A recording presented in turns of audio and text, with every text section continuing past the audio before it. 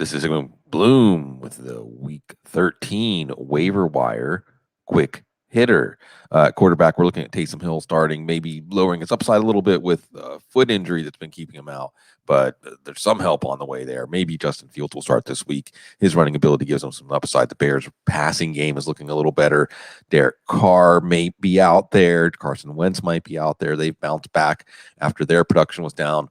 And if we're going to go really deep in your two quarterback superflex leagues, looks like Mike Glennon could get a start this week or more than one start. Daniel Jones has a neck issue, and watch Gardner Minshew as Jalen Hurts has an ankle issue.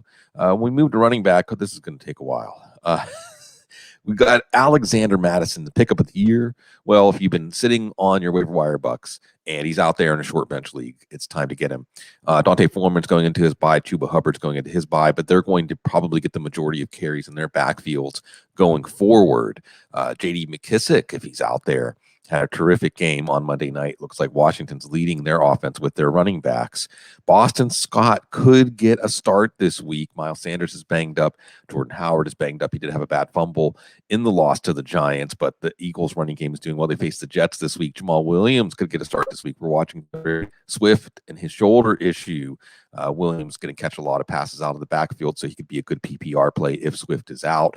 Still watching this Buffalo running backs. It looks like Devin Singletary gets more touches.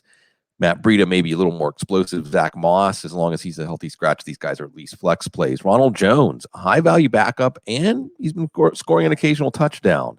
Then we get into those high-value backups. Semaje Perine.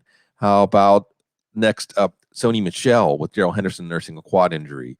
We're also seeing some new starters. Not a lot of excitement, but if you just want some touches, 15 touches, going to get that from Rex Burkhead this week. Probably going to get that from Tevin Coleman this week. And then we're going to stock the end of our bench with players like Khalil, Herbert, Kenny Nwangwu, the new backup for Minnesota, Jeff Wilson. Remember, Elijah Mitchell knows the injury report. San Francisco's running game is high volume. At the very end, you're going to cycle out guys like Ameer Abdullah, who's going to be the passing down back starting in week 14 for Carolina. Dontrell Hilliard, who may get overtaken by Jeremy McNichols after the bye. We'll see. Jordan Howard, maybe my favorite waiver wire pickup. He may not even play again for a couple of weeks. He might not be that valuable of a player. He also was the player that's been doing the best out of the running backs in this new Eagles running game, and the one they turned to when Miles Sanders fumbled. So he's the only one who doesn't have a bad fumble to his credit. We'll toss Devontae Booker in there at the end in case Saquon Barkley isn't healthy at some other point this year. Again, you want to keep that bench stocked with backup running backs. Wide receiver, the list is much shorter.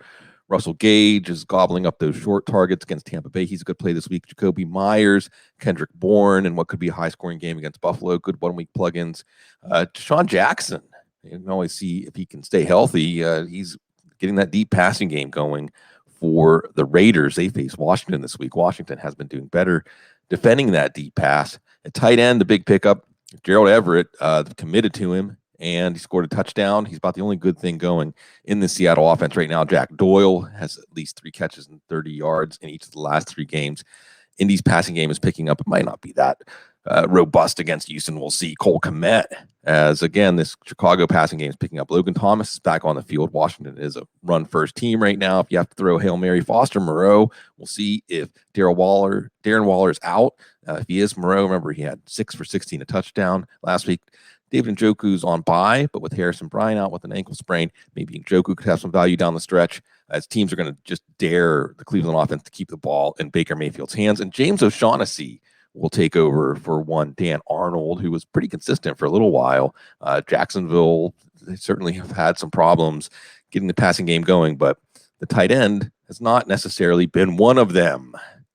Good luck on the waiver wire this week in week 13, and we always appreciate all of the time and energy and attention that you spend on Football Guys. We certainly spend a lot to try to satisfy you because you're so classy.